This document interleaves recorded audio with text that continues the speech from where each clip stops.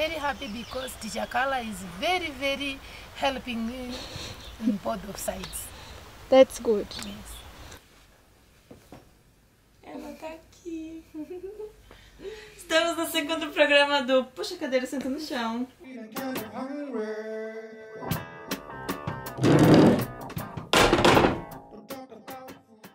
A gente quer saber um pouco mais do seu projeto.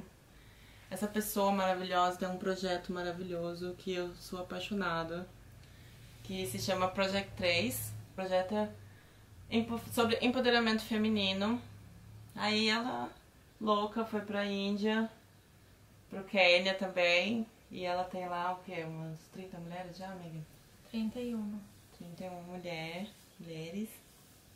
Puxa a cadeira e senta no chão, gente, porque, ó, é babado. Sim. Eu trabalhava no Brasil, né, como estilista. Eu tinha uma carreira, tava tudo certo. E aí chegou num momento da minha vida, morava em São Paulo, que eu não tava me divertindo mais tanto, assim. Eu sentia que eu sempre queria chegar em um lugar e a hora que eu chegava nesse lugar, eu não tava feliz de estar lá. E foi quando eu resolvi sair do Brasil e morar um tempo fora pra pensar o que eu queria fazer na minha vida, assim. 2013 pra 2014. Quantos anos você tinha, amiga? Eu tinha 24 na época. 23 pra 24, isso. Daí eu fui morar na Califórnia com uma das minhas melhores amigas. E aí durante esse tempo eu fui aprendendo inglês e, né, pensando a respeito do que é que eu gostaria de fazer. E eu resolvi focar em uma coisa que tinha acontecido comigo no passado e que afetava muito a forma como eu lidava com as coisas na minha vida, assim, que era o fato de eu ter sofrido violência doméstica. Do you have a husband? Yes. Is your husband helping you? No, drinking always, all the time. Okay. Is your husband abusive? Yes.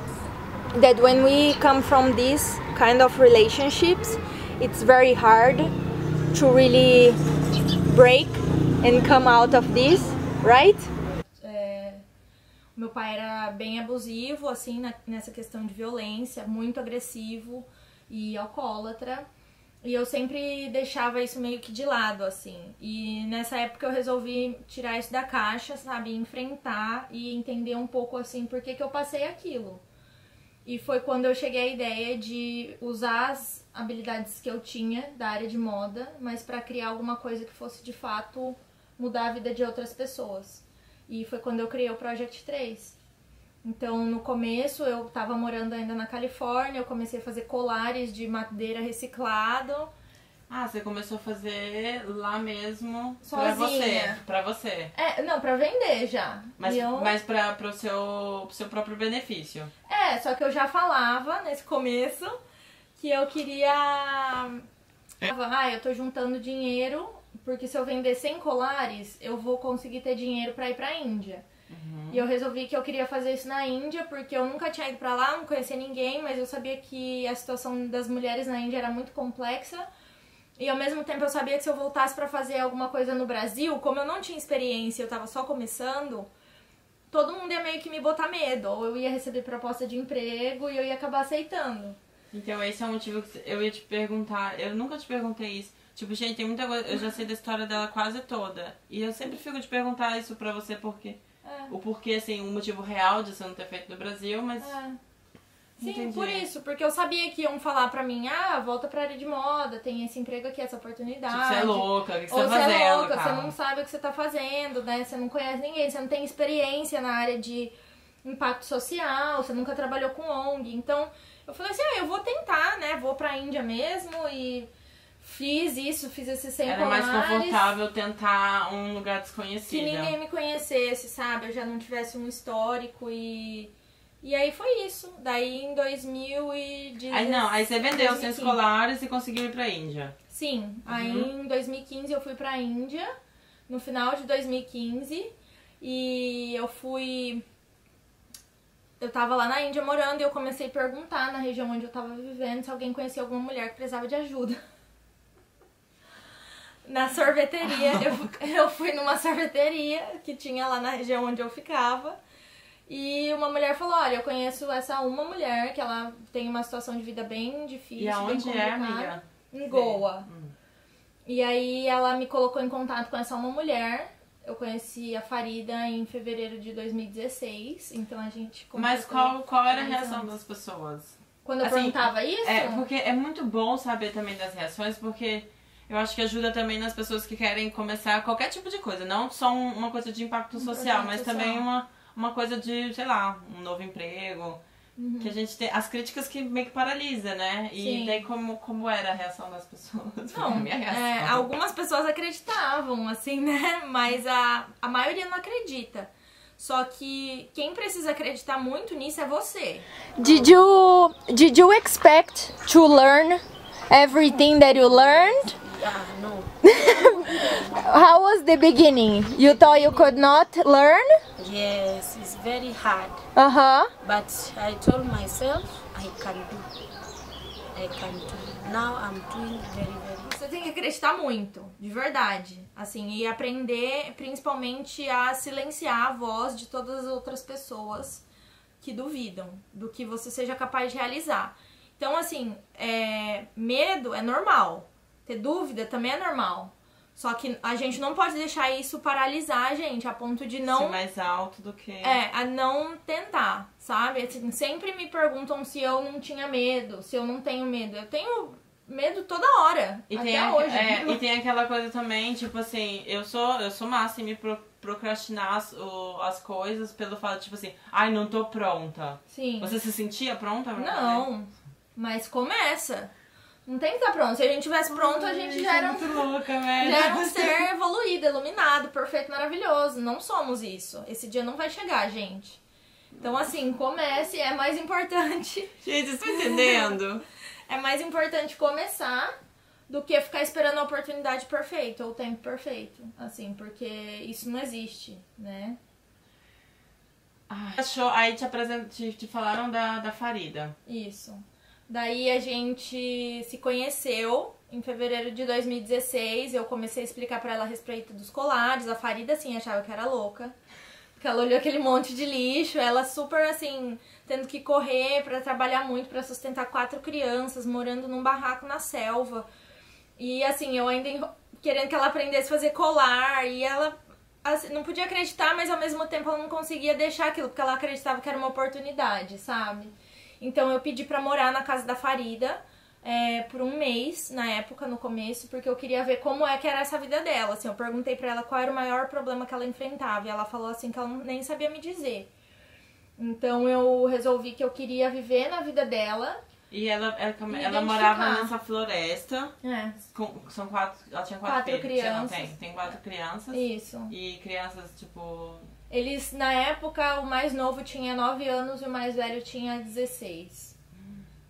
E ela sustentava a casa sozinha? Ela sustentava a casa sozinha. Aí ela tem a mãe dela, madrasta, né, na verdade. Tinha uma prima morando com ela na época, com mais 2 crianças. Eu cheguei à conclusão, depois de morar lá, que naquela época a Farida trabalhava 18 horas por dia. Sem contar lavar roupa, cozinhar, preparar as crianças para ir pra escola. E ela não tinha água encanada, então eles tinham que caminhar até o poço mais próximo, andar em torno de 400 metros. E eles precisavam fazer isso 20 vezes no dia, só para a quantidade de água que eles precisavam pro dia. Com 2 barris, assim. E a gente começou esse projeto juntas, assim, nesse sentido de eu tentar identificar o que ia ajudar ela. Eu consegui uma pessoa para ajudar na educação dos 4 filhos dela. E depois ela falou que ela gostaria de fundar uma empresa dela mesma, como babá, porque ela era babá naquela época, mas ela gostaria de ser profissional e ter um negócio próprio. E a gente começou a desenvolver isso juntas, a gente conheceu mais mulheres, e fazendo a história, que é muito grande, um pouco mais curta, eu ajudei a Farida a sair dessas condições subhumanas que ela tinha de trabalho, em que ela trabalhava durante a noite inteira como babá em um cassino. E ela recebia, assim, um péssimo pagamento, né? E ela não tinha condições de ficar à noite com os próprios filhos dela, né? Então imagina isso, assim, uma criança de 9 anos ainda é pequena, né? Pra mãe não estar lá presente em nada, assim, né? Então, hoje em dia, né, passando essa história muito pra frente, a Farida ainda mora na mesma região, né? Era um barraco de metal na época, a temperatura chegava a 42 graus. 2015, quase. 2016. 2016, 3 anos. 3 anos certinho. E a gente conseguiu que hoje em dia ela tem uma casa, né, nesse lugar. A gente colocou o sistema de água, né, que chega até a casa dela, e a gente construiu um banheiro, eu e meu marido. Cagou no mato por um mês, né, amiga? Um mês de mato e simplicidade. E hoje em dia, a Farida, ela é a presidente da nossa ONG na Índia, né? Ela não só se empoderou, como ela já ajudou no processo de empoderamento de mais de 35 mulheres no Project 3. Assim, a gente tem casos de mulheres que sofrem abuso, violência, diferentes situações, assim, a Farida tá lá envolvida em tudo isso e me ajudando e ajudando essas mulheres. Ataque de ácido, né? Que é uma coisa comum. Sim. A gente trabalhou uma época, eu morei em Nova Delhi e eu capacitei na época 7 sobreviventes de ataques de ácido, né? Que é um crime que acontece na Índia quando as pessoas resistem a estupro ou resolvem que querem se divorciar ou alguém mais poderoso do que elas quer ter um relacionamento que elas não queiram. As pessoas jogam ácido, né, ácido sulfúrico, e isso provoca uma queimadura. Então, assim, foi uma experiência muito desafiadora. Eu morei lá em 2017. A gente ainda está em contato com algumas delas, mas hoje em dia, porque as leis mudaram, elas conseguiram outros empregos. Então, elas não trabalham mais diretamente com a gente, mas elas são parte da nossa família ainda. E depois de um tempo eu fui morar E isso tudo, o projeto já estava funcionando. Aí você ficava, se dividia meio que nesses dois. Em 2017 eu fui pro Quênia e eu fiz uma parceria com uma ONG de lá que chama Rai África, que também é de uma brasileira, que provê educação humanizada e alimentação saudável para crianças. E aí a gente fez essa parceria para que eu pudesse trabalhar com as mães dessas crianças, porque as mães, elas não tinham emprego, elas trabalhavam buscando água, carregando água ou lavando roupa para as pessoas. E isso era assim, gerava uma renda muito baixa para elas chegavam em casa, acabavam que batiam nas crianças, né, porque não tinha renda. Que envolve o dinheiro, né? Tudo em volta disso, assim, não dá pra você falar com uma pessoa que tá numa situação de extrema vulnerabilidade, né, que o dinheiro não é importante. É extremamente necessário. Tipo, o homem bate na mulher por causa do dinheiro. A mulher bate na criança por causa do estresse. Do estresse, né? Da falta, né? Então... Aí já tem quanto tempo que você tá com ele na Quênia? Tem mais de um ano que a gente tá lá, a gente tem 13 mulheres trabalhando lá. Quando eu fui, a gente capacitou 17 pessoas. E também em diferentes realidades, divorciadas, viúvas, mães solteiras, refugiadas. E no Quênia não tem uma dificuldade maior não, porque o que eu ouço falar de africano, em geral, África, é uma coisa mais de... Até as mulheres mesmo, elas são mais duras, mais violentas. Você não tem medo, não, amiga? Não, eu não senti tanta diferença, assim, a não ser por questões culturais, realmente. Mas em diferentes aspectos, tudo é complicado da mesma forma. Assim, tanto África quanto Ásia tinham as mesmas complicações, assim. Então... E o seu projeto lá, ele é legalizado? Ele tem tudo certinho, sei lá? E a gente é uma ONG. A gente também vende produtos, e essa parte de venda eu faço meio que a negociação daqui da Alemanha. Então a gente tem uma empresa de uma pessoa só aqui na Alemanha, como se fosse um MEI no Brasil, né? E a gente tem uma ONG na Índia. Essa parte de legalização até é uma coisa bem complexa para você fazer, porque envolve gastos extras, você não entende direito, às vezes você não é daquele país. Então, assim, demorou bastante tempo pra gente chegar até nesse ponto, né? Eu fiquei, sei lá, mais de 2 anos sem ter nada legal, né? Eu pegava as coisas trazendo na minha mala, mandava dinheiro no nome delas. Então, assim, só pra vocês entenderem que também não é que você precisa ter a coisa já super certinha pra fazer acontecer, sabe? Porque isso envolve comprometimentos e, às vezes, dinheiro que você não vai ter naquela época. Então, assim, vai fazendo, vai aprendendo, mas lógico, chega num ponto abrindo, né? que você tem que se legalizar, com certeza. Eu sei tanta coisa dela que... Você vê essa história dessa menina, sério? Delas, tipo, pegarem moto de madrugada, ela e a Farida, assim, e correr pra resgatar uma mulher que tá sendo estuprada ou violentada pelo marido no outro lado da cidade. Desse nível, assim, sabe? De tipo, eu morei na Índia também. Eu levei isso muito a sério, muito normal, o que eu não acho que é legal.